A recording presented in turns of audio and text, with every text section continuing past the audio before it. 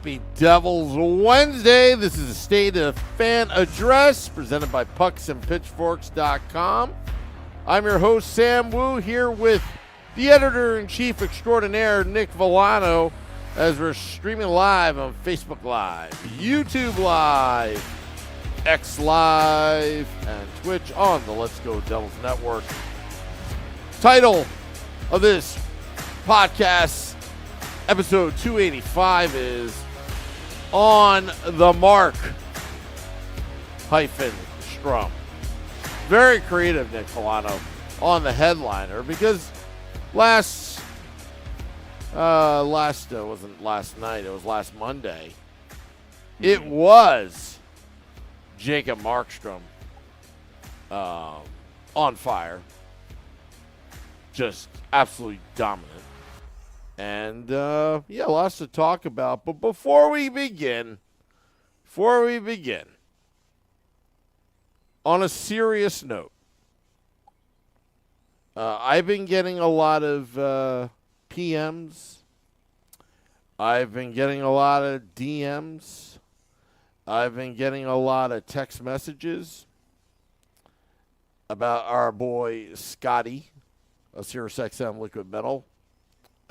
As you may know, on Devils After Dark, we always disclose that he's coming from Beverly Hills, California, which is true. He is in the Michael J. Fox studios, which is true. But on a serious note, the wildfires in Los Angeles is real. It's still not contained. And I've been getting a lot of questions about Scotty. I want to address this right now. Scotty's okay, and he's been keeping in touch with us a lot, just letting us know what's going on. But just to let you know, Scotty's okay, but it's hitting close to home with him because, he's seen a lot, and it's not good out there. I will say that, and I'll leave it for Scotty to talk about it. But I don't want to say too much. But thoughts and prayers to Scotty and all the people out there in California, because that wildfire is absolutely real. Humbling. Yeah, I've talked in my past about my journalism career and some of the things that I've seen, and a lot of my journalism career was in Florida, and I covered a lot of these fires. Florida had wildfires, but it never hit homes, it seemed like. I'm trying to think. Obviously, I've covered hurricanes, I've covered earthquakes, I've covered tornadoes that do devastation, but there's just something about just seeing the fire. Yeah. And it's not. I'm trying to explain this from from the coverage standpoint, but fires start in the forest and then go towards homes and leave behind nothing. It's psychotic. With tornadoes, there's rubble and it's sad and it's scary. With hurricanes, there's a lot of damage and none of this is all devastating. But with the fires, it's the leaving your home and coming back to an empty lot or close to that's just, it's so, seeing these images is just so hard. So I just have such feeling for the people going through that or just staring at that and having to make life or death decisions. Do you stay or do you go when you're on the outskirts? People are telling you to leave your home. What do you regret? It's just that thought process that, my heart goes out to Scotty. My heart goes out to all of our California and our Southern California fans and all of our listeners, because it's just, there's nothing much to say. It's just such a scary and sad time for those living out there. Yeah. Most people don't know this. I don't talk about it too often because it was years ago. I was probably about 6 years old, and family lived in the forest, right? with a little brook in the backyard and all. There was an arsonist, and there was a big forest fire in the backyard. It got to the property line, but thankfully there was my neighbor who was maybe 7 or 8 years old at the time, reported somebody doing something, and the firemen were able to put it out. But I remember for years when you lived back in the woods, there was the property, and then there was just like this whole area was just barren. But 30 years later, it kind of regrew. But you could tell, I remember carrying a pail with my parents and putting out the hot spots, just in case. Jeez. And, yeah. So it is scary. Now, I was too young to understand it at the time, but seeing some of those videos and pictures, it kind of brought back some of these like weird images of my childhood, just having to deal with that, and just the smell. Like you can almost smell it through the TV, what it's like, and almost taste it in a weird way. So, but like Nick said, we're definitely we got Scotty's back. Anything he needs, he's kept us in touch with everything out there, and again, we're hoping for the best and hoping for this thing to finally be contained. But as of now, it looks pretty. It doesn't look good right now. Yeah, it's the only positive I could take from this is that now that it's international news, it'll get a full court press of every single possible asset or whatever that you can put to it. You're going to get every single plane who's going to put their focus on this, every single method of water delivery. So hopefully this all out effort really goes from 0% contained to you can see progress quickly once this becomes a media event. So hopefully that's what happens. But Scotty's in my thoughts, and all the people out there in my thoughts, and just what's hope crazy? for the very best. What's crazy? So you see some of the blurbs, that the LA Rams and Vikings game, and then you see the Kings game, being postponed.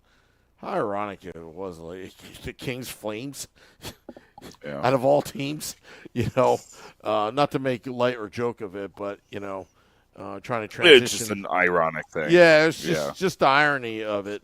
But getting back to a former Flame, Jacob Markstrom of the New Jersey Devils. Yeah.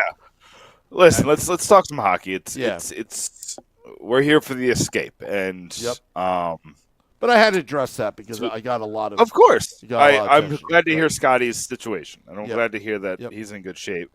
But speaking of an escape, the Devils escaped Seattle with a victory because of Jacob Markstrom. Stole it. Basically stole it. He 99.999% of the time, 3 of the shots that he stopped are goals. He made. I want to talk. The 2 that were the craziest was the glove save and the stick save. Yeah, the glove save was crazy because there's a lot of glove saves that look great, but are truly luck. Like you put your glove somewhere, and you kind of did a calculation of this is probably where he's going to put it, and it just happens to go in your glove, right? Mark-Strom, you could see, calculated where the guy's stick was, saw he didn't have a lot of give on it. He wasn't going to pull back and shoot. He's just going to try to flick it in. Put his glove down, but not on the ice. This is why I know this was a calculated thing. He didn't put his glove all the way down on the ice. A little bit above the ice, and stopped the puck, and it was one of the most insane saves I've ever seen. And then, after the Devils finally took the lead, and they were trying to hold on, it was the stupid goals that always go against the Devils, where Mark-Strom falls on his back after making a save, and the puck just trickles up in the air, and almost in slow motion, looks like it's going towards the net. Mark-Strom, like most goalies, would have just reacted and just pulled their stick back and try to hit it up into the air and pray it didn't go behind him in the net. Mark-Strom pulled his stick around like this and hit it out. It was two of the most insane saves I've ever seen. That performance on Monday, I don't care what the advanced analytics says, because the advanced, like, I've been on a crusade against advanced analytics this week just because there's a lot of flaws we're seeing in them, and one of them is saying that he didn't even save a full goal above expected on Monday. His performance on Monday is the best I've seen since Martin Brodeur. I've seen great ones from Corey Schneider, in those first 3 years when he was Vezina level. I've seen great ones from Mackenzie Blackwood when he first got called up and had that insane rookie year. I saw great ones from Keith Kincaid in that 2018 stretch where he helped the Devils get to the playoffs. I was in the building when Eddie Lack put on the performance of a lifetime while the Tampa Bay Lightning were peppering him with shots, and that win meant everything to the Devils because they made the playoffs by, I think, 1 or 2 points that season, and that Tampa Bay Lightning game meant everything to them, and Eddie Lack was the guy in the backstop. I've seen great performances both in person and on TV. I've never seen one like that since, I think it's, remind me, Sam, because my memory can be a little hazy. The Scorpion Kick game from Brodeur against the Rangers. I was just about to say that, Game 5. I believe that was Game 5. That was that wasn't the only amazing save he made in that game, right? He was having the performance of a lifetime in that game, right? Am I remember that correctly? I believe it was Game 5, and in the 2012 playoffs, I believe, and those Ranger fans were loud that game. They were taunting anything against Brodeur the entire time. That was like a pressure-filled environment as well. Very hostile. But he was great that game, right? It wasn't just the one save. Like, he was making save after save that game. Oh, yeah. Okay. I'm remembering this correctly because I was like, I feel like he made a ton of good saves, and the Scorpion Kick was just the cherry on top. But, yeah, that was the last time I remember being like, I can't believe what I'm seeing. And that's how I felt last night. I know it's a regular season game, or not last night, on Monday night. I know it's a regular season game, but so much at stake.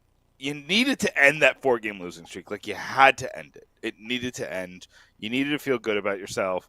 And you got to get 2 more points in the standings. I believe Washington lost. So you have a chance to get right back in this race after a bad streak. And Mark-Strom just put this team on his back. And what an insane performance. And that's why you traded the first-round pick for him. Because he can do this. He can go on stretches where he's just stupid. And he'll have a lull. What you hope the lull is in early March. And then he has another streak like he's having right now come playoff time. Well, you know something, Nick. The trade that the Devils made is now becoming like Tom Fitzgerald again because Calgary took on some money on this deal, which made Mark-Strom as affordable as Vitek Vanacek's contract. And is he under 4? He's around $4 million. I thought it's like really I think the Devils' responsibility is maybe 3.85. I don't remember, but right close enough. Close enough. We're not talking about much here, just comparable.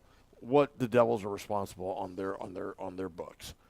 I never really. The knock on him during the offseason when the Devils made this trade. Well, number one, the positive thing is he wanted to be here. How it was mishandled on the previous trade deadline was a blessing for Tom Fitzgerald because in these negotiations, he's 1 year older, shelf life, 36. It kind of devalues, just kind of like an older car, it kind of devalues the trade value here. And he's having a career year, as far as I'm concerned. He's actually having a career year on a team that suspect the defense. The Devils needed to have this win. I'll tell you the reason why.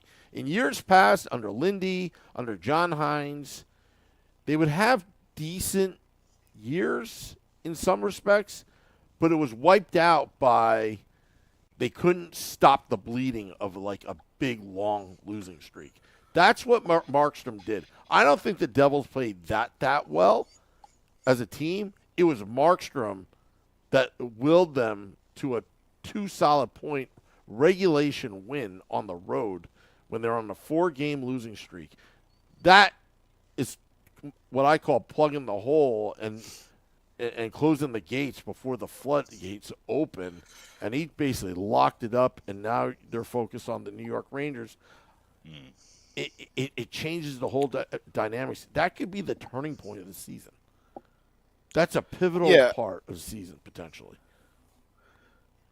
Just going back on the performance, like you said, I'm not concerned about the defense, but over the past 5 games, it hasn't been the defense it was for most of December, where the Devils might have had the best defense in the league in December. Like there was no flaws. You know, even Dougie Hamilton and Brendan Dillon really found a groove where they were playing amazingly.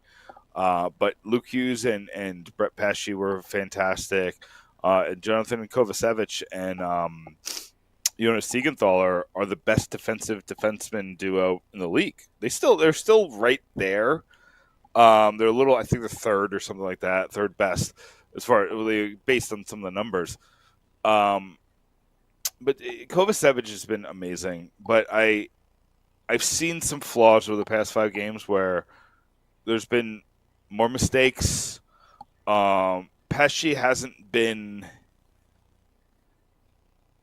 There's been a little bit of helter-skelter with Pesce and Hughes and it seems like Hughes is having to do the heavy lifting on that line all of a sudden when that wasn't the case even like 2 weeks ago. Hamilton is making like Damon Severson level mistakes, and I say that in the ilk. I've seen this comparison on Twitter, so I'm sorry if I'm stealing somebody's idea, but basically the overall picture for Hamilton is great. But when you look at it from a microscope, like one mistake leading to a goal against is more important than 10 good plays that don't score a goal. You know, so it's kind of like when you're looking at it from like those microtransactions of his play, you really like have to put more scrutiny on the goal against than the plays that don't turn into a goal. So I'm not worried about this defense team. Like there's ebbs and flows to the season. The Devils have been incredibly lucky, for knock on wood, not really having any injury issues since Luke Hughes and Brett Pesce came back. Do you know that they haven't missed a game? Like and these pairs haven't changed. Yeah, that was insane to me. Like I looked at it and I kind of like, I guess I never really put it together. But Luke Hughes and Brett Pesce have played together since they returned. Dougie Hamilton and Brendan Dillon have played together pretty much this whole season. I think every single game they were together. Maybe they got separated like here and there just to try something out, but every single game they ended up together at some point. And Kovacevic and Siegenthaler have been together from game 1, and they've just been together ever since. And that kind of consistency, like you have to give credit to Sheldon Keefe for understanding like what he was trying to do and sticking to the course and it working. I look at it now. I'm gonna give this Pesce Luke Hughes thing another like week or two. Mm-hmm. But if they keep playing like they've been playing, where Luke Hughes is just doing so much of the heavy lifting, I think you have to try something different. And I think you just do a quick switch of, I was always against Hamilton and Luke Hughes, but Luke Hughes is playing so well defensively that I'm not against it anymore. And I want to kind of see it actually. Like, would their ability just just do so well to get the puck out of the defensive zone and just do like they would just do stupid great things in the offensive zone? Like, would it be this insane line, and then you could have you could play Brett Pesce and Brendan Dillon third line minutes. I know it's probably the most expensive third line defense in the league, but like you don't care about that at this point. You care about putting together a team that's going to win on a consistent basis, and and Kovacevic being one of the best, if not the best, defensive defenseman in the league this season has offered you some luxuries where you're paying a guy $775,000 to be one of the best in his position. So, like, if your $3 million or your $5.5 million defensemen aren't the best, but they're like, again, I just did my defensive grade, Sam. Like, I gave Dylan a C plus, and that was probably low than some people, but that's what I think he's been doing. He's giving me a C plus effort. I think Pesci's a B. I'm not talking about guys who are devastatingly bad. We're not talking about PK Subban in his first season here, or Andy Green with first line minutes, or Ben Lovejoy in his first season. Like, these were guys who were played completely out of their skis and were clearly overwhelmed. No, these are two guys who you're looking at greatness in the other pairings, or the other, like Luke Hughes is having a Norris level season. And I don't take that lightly. I'm not saying that out of bias. The defensive impact that Luke Hughes is having and the upswing that he's had on offense, I would put him in that conversation. I'm not saying he's there yet. Makar's having a great season. Excuse me. His brother Quinn Hughes is having another great season, but I'm seeing like best defenseman in the league foundation in Luke Hughes. And when I compare that and then the greatness that is the Kovacevic-Siegenthaler line, and I compare it to Pesce, I'm like, there's a clear difference here. So, but again, I want to, like, because Pesce and Luke Hughes were just fine just 2 or 3 weeks ago. So I want to see if this is just a lull. You got a win under your belt. You're playing the Rangers on Thursday. Like, what's going to come of it? But yeah, I back to Mark-Strom. The Devils got their guy, and he's a workhorse. So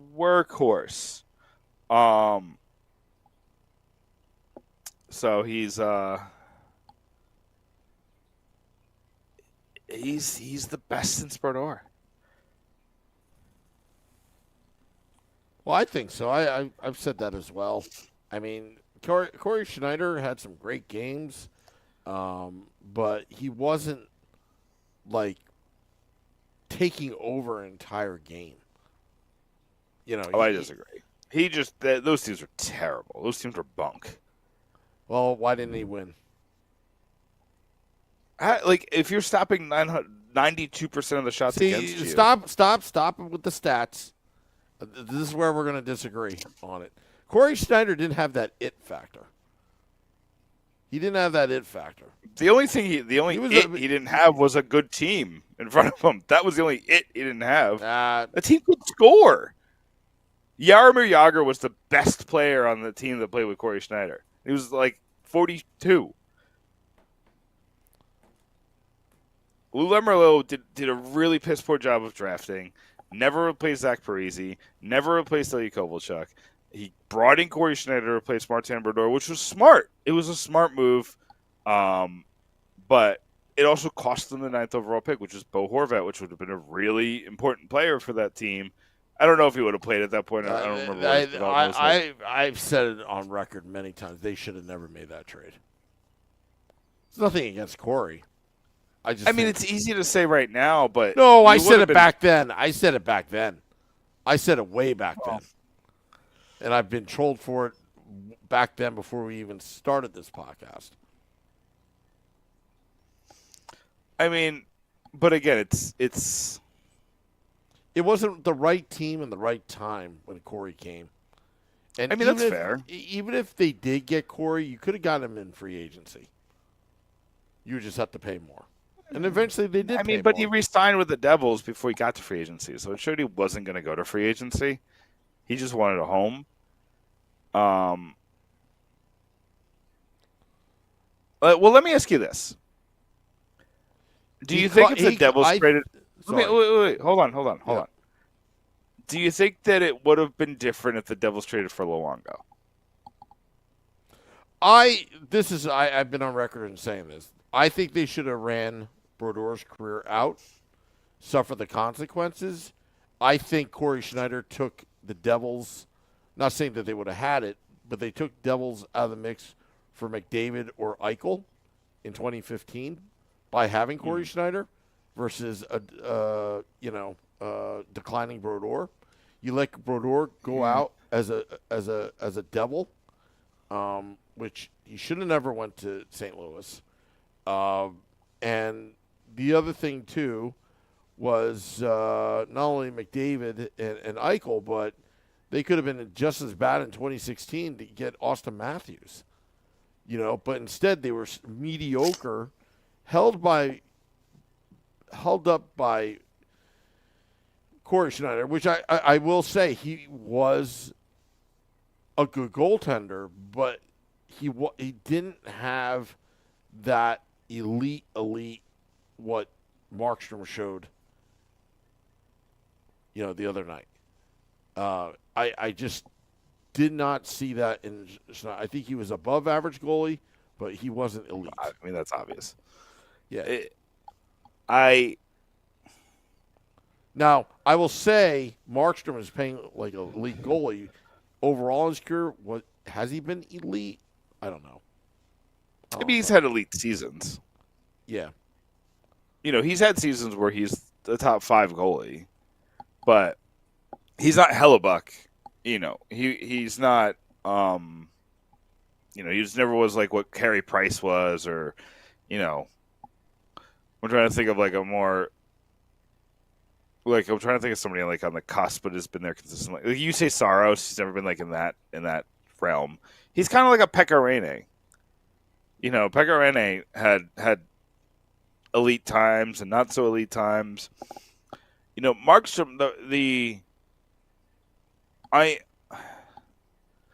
the issue I have with Markstrom is he has this one season in Vancouver where he was devastatingly bad.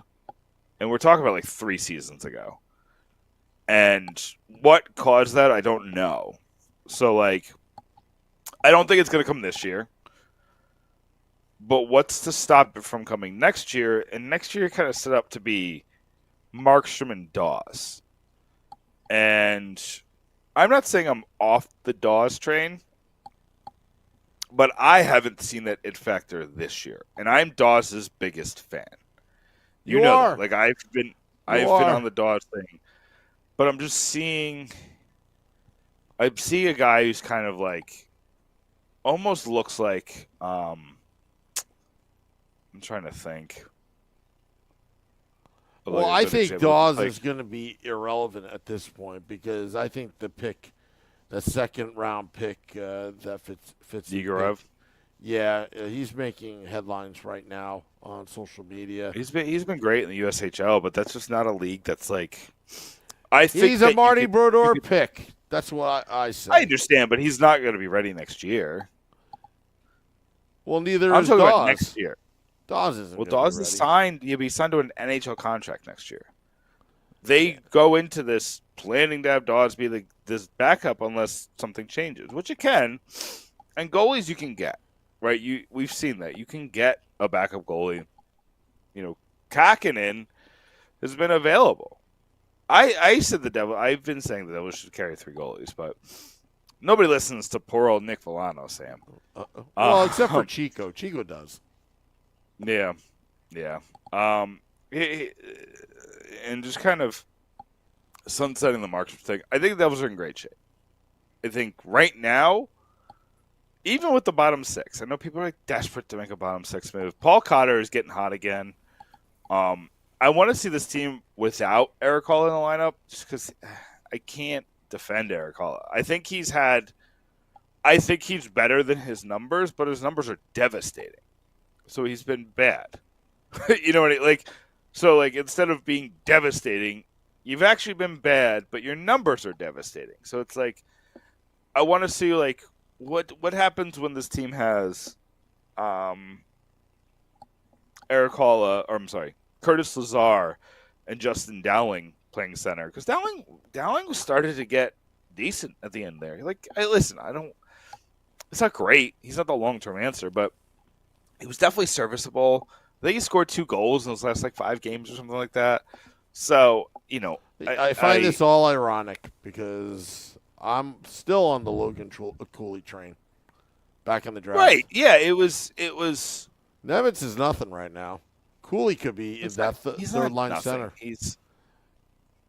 When you have Seamus Casey, he's expendable at this point. If you had Logan Cooley right now, you didn't know what you had in Seamus Casey. Seamus Casey was a third line Michigan. But who cares? It didn't matter because I wanted Logan Cooley at that second overall. I was like, yes, Slafkovsky's off the board. Get me Logan Cooley. He's projected about 25 goals and 50 assists this year. Right. Again, I'm not denying the Logan Cooley. Funnily enough, some of Nemeth just scored a goal in Utica. He heard me. He heard me from the bench. He must have heard it. Yeah. I was all over get Shane Wright. Get the guy. It's nobody had them taking Shane Wright because they already had Heischer and Hughes, and they get it. But imagine Shane Wright as your third line center. Did you see how well he played on Monday? He did. And so he was he actually was a little impressive there. Yeah. So I think with either one of those guys, my biggest worry with Cooley is it exacerbates your size issue. And you have to kind of overcompensate. You have to overcompensate in other ways. Not that that's the end all be all, because like Braden Point has showed, don't worry about it. Like Jack Hughes this year has shown the size issue doesn't matter. Jesper Bratt this year is showing that like you can play bigger than you are, but you have to teach a guy to do that, and you don't know if they're going to be able to follow through on that. And I think Shane Wright could play in any offense. I think Shane Wright, again, I don't think Shane Wright's a first overall pick level center. But I think that if you play him on the third line this year with Dawson Mercer and Paul Cotter, like I think you could get a 20-goal season out of one of those three, and a bunch of assists to go around, and then on top of it, like in the future, you can do something where you put Shane Wright and Jack Hughes on the same line, and Shane Wright's just an assists machine for Hughes, or Hughes is, getting a net front presence out of Shane Wright, like, and they were just this dynamic duo. And you had Jesper Bratt to that trio. Like, I think Shane Wright is, I was bang. I told you Nemeth because I didn't think they were going to take Wright just because of the center thing. Well, you were right about Nemeth.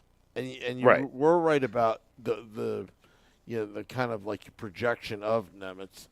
I'm just saying that, if you're going to be a replica of the Pittsburgh Penguins of Malkin and Crosby and at the time Jordan Stahl down the middle, when you're trying to win cups as a young team, to have Heischer, Hughes, and Cooley being your 1, 2, 3 lines, and then that takes pressure off of Dawson Mercer having to play center, and he can play any kind of wing on any line. I mean, that was my mindset back then when you had the second overall pick. Again, hindsight's 20/20, but the emergence of Seamus Casey and and also the Devils drafting that big defenseman in the last draft. I forgot his name. Silyev or something? Or Silyev. Yeah. So, where does Nemeth fit in all this? Well, Nemeth is he's a fit for sure. Like when you compare of what Luke Hughes does great, Seamus Casey does great, and Silyev does great. Nemitz is the perfect fourth guy. He's the fourth guy there. I like the upside of Casey more.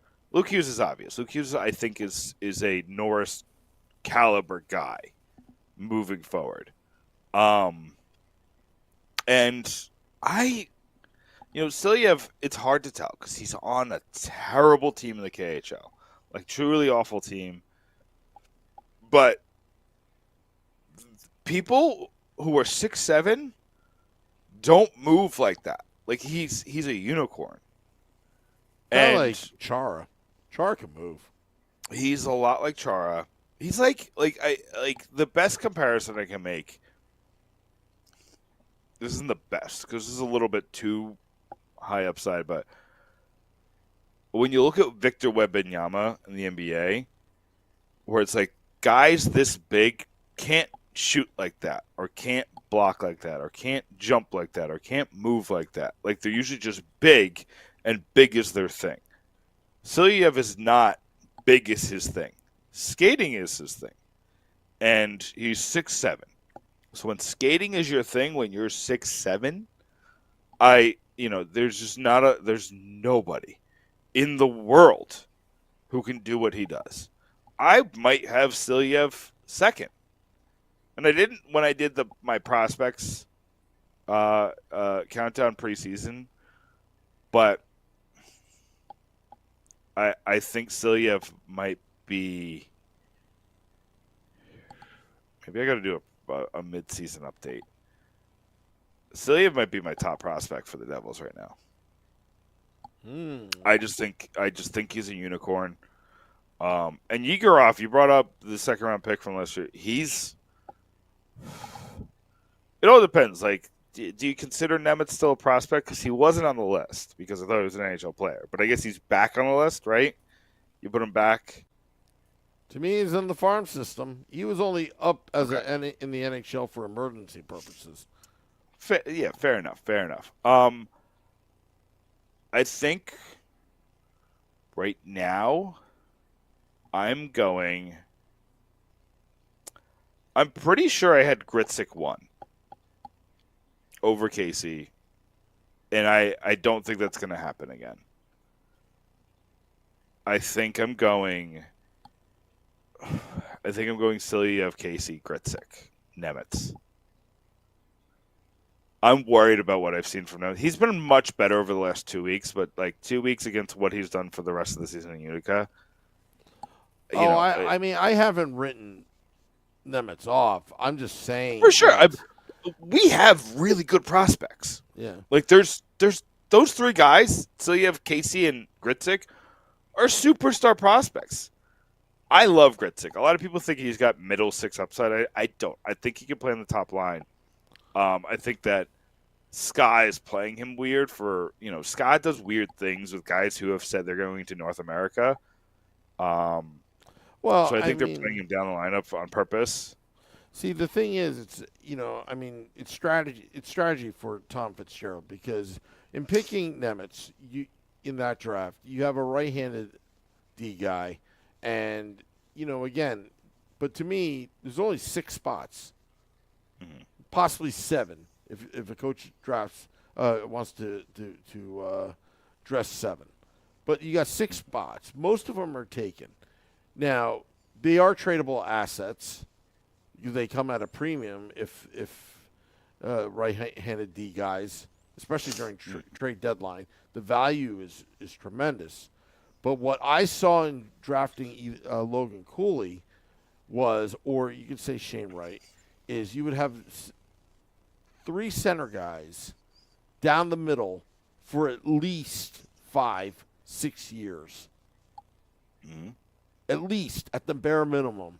Because you had Heischer and Hughes under contract for at least, at the time, I think that draft, they had at least 5 years.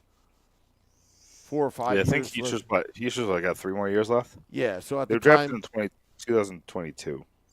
Yes. So again, you at a very favorable cap hit as well.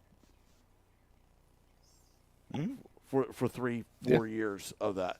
For that's what they are, why, yeah, that's why I was all, going crazy because he started off at the University of Minnesota, Logan Cooley. Mhm. So, and then, you jump to the NHL after 1 year. Jumped right to the NHL. Yeah. I was impressed with. Yeah. So that's all I have to say about that. I mean, it would have been nice because I see these articles, these blogs suggesting, oh, what do we do for a third line center? Oh, we can dangle Nemitz, and it's like, Right. I have an issue with that. Unless it's, and I'm gonna I'm gonna give shout out to a former Pucks and Pitchforks writer. He's over at New Jersey Hockey Now, Nick Natali. He beat me to it, but I had a different approach. He wrote about the young guys the Devils could trade for to flip Seamus Casey. One of the guys he wrote about is Brad Lambert. I don't know if you're familiar with Brad Lambert. no. Okay, so he's a Winnipeg prospect. He was one of those guys that, at 15 years old, he was the number 1 overall pick, and then over time he fell down, and then eventually I think he went at the end of the first round in 2022. And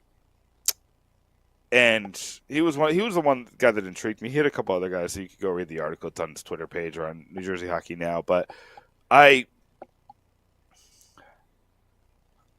was going to write the same thing for Nemitz. But then I'm looking at him like, the guy I would want is Shane Wright. Because he can help you now, and he's such a long-term asset. But I mean, I'd have to look at Seattle's situation. Would they have to add? For Cooley, I think you have to add. I think Cooley's he's established himself too much in the NHL.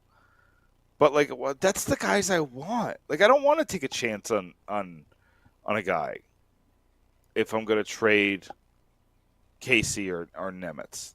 I'd want something more foundational. And I think, I'm sorry, I'm not going to remember who wrote about it. Maybe it was somebody at the Hockey Writers, or I can't remember. Somebody wrote about Mason McTavish, or maybe it was just a Twitter thing. And that was one that I was like, I'm intrigued. Because I think the Ducks would do it on paper. The problem is the Ducks are pretty stacked as far as offensive defensemen go. Mm-hmm. They got a lot of young guys. That's why they were so open to trading Jamie Drysdale for Cutter Gauthier, because they just have a bunch of other guys that can take over that role. And that's why I think they traded for Jacob Trouba, because they just didn't have a guy like that. How they gave value for Jacob Trouba is insane, but it is what it is. But those are the types of moves I'm looking for. Give me top 5 picks who aren't there yet. Basically, you're just taking the center version of Simone Nemitz. But Nick Natali beat me to the article, so I'm going to wait a little while before I write mine. But those, when I'm looking at trading Simone Nemitz for Brock Nelson, what are we doing? What are we doing here? Real quick, I know we're at the end. If the Devils beat the Rangers by a similar score tomorrow, are you writing off the Rangers? Do you think that this is a lost season for them completely, or do you think that they still have a chance to turn it around? Anything can happen in the NHL. So you don't think this is a nail in the coffin game? No. Okay. Not one bit. Nope. The Rangers have enough to turn it around. It's just a matter of can they, if they want to. I mean, you're talking last year's President Trophy winner. I would not discount. Look at how they played. Yeah, but look what happened. Look at what happened to the Florida Panthers a couple years ago. That's true. So you don't know what's going to spark a team. Who knows? Maybe this game, Rempe does something, and it gets the Rangers all fired up. Then they score 5 unanswered goals, and then we beat the Devils, and they go on a 7-game tear. Winning solves everything in this league. You just got to win one to get it going. That's all. Well, let's just not let them win one. No, I'm not saying. Let me tell you something. Tomorrow's a big day for me for a variety of reasons. You got Devils Rangers and you have Penn State Notre Dame. I might not even go to work on Friday. I might not. I don't Use think that PTO time, my friend. It's called Mental Health Day. Oh wait, are they on the same time? Yes. Ooh. I was hoping that they would make the switch to be on the 10th so I can spread out, my evenings here. So not only do I have to do Game Day Live and Devils After Dark and watch Devils Rangers, I look, Mrs. Wu and I can't imagine going to Georgia for the national championship game, which would be amazing. Yeah. Where is it? The Mercedes-Benz Dome in Atlanta? Yeah. Apparently they have a lot of affordable food down there. Yeah, they're the ones with like the $2.50 hot dog. It's like Costco in there. I know. And I hope to get to eat 15 hot dogs down there. Yeah, you got to make your money back on those tickets. Yeah.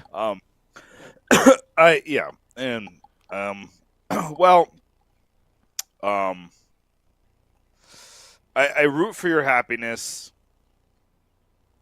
That's all I'll say about Penn State. Look, I've always wanted to see them win a national championship. You did live. see them No, live. Oh, okay. Yeah. I was only 7 or 8 years old when they last won the national championship. Is that how long? I thought it was like 98. Oh, no, that's Michigan, right? No. This is what happened, Nick. This is what happened. They won in 87 on the 86 season. They beat Miami, Vinny Testaverde, that thing. Mm-hmm. All right. They got hosed by the AP, the press, in 1994. Kerry Collins was on that team.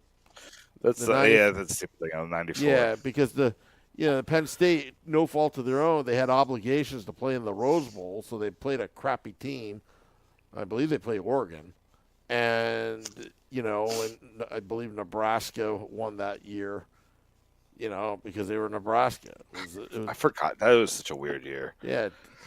So I remember touring Penn State, and I remember the tour guide's like, yeah, home of the real national championship, Penn State Lions. And, and then in 2005, they got hosed by the refs, and, they made it to the Orange Bowl. They should have been, playing for the national championship. Well, you're gonna like an article I'm going to propose to fans. I've been writing some fun football stuff. I'm going to propose an article that's 20 teams that would have won the national title if there was a college football playoff.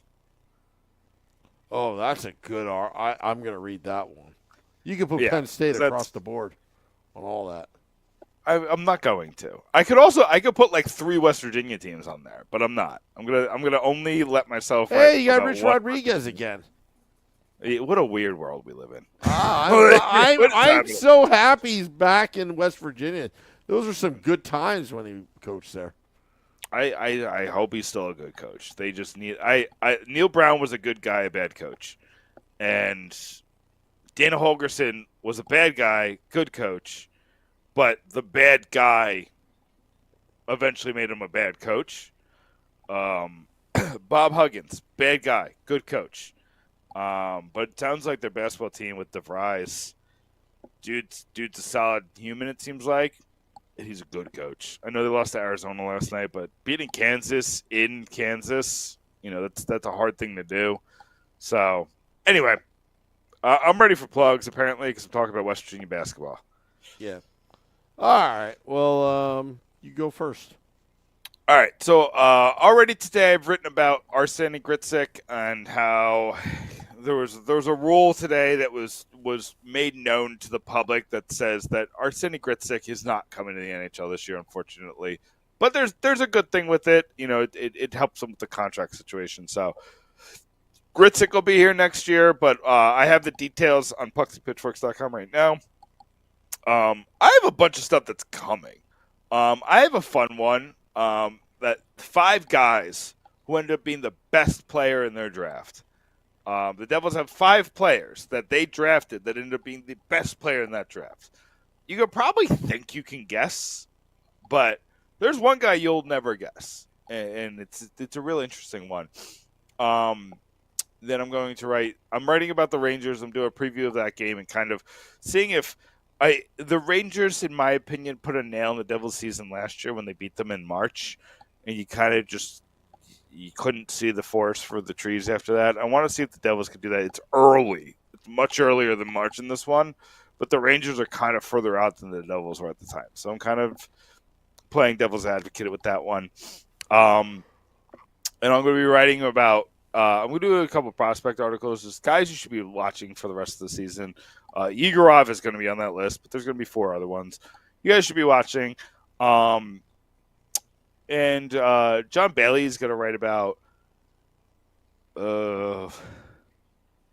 Jake Evans. Sorry, his name escapes me. So that's going to come soon from John Bailey. Vinny Parisi is going to write about that. Was it the quarter century team?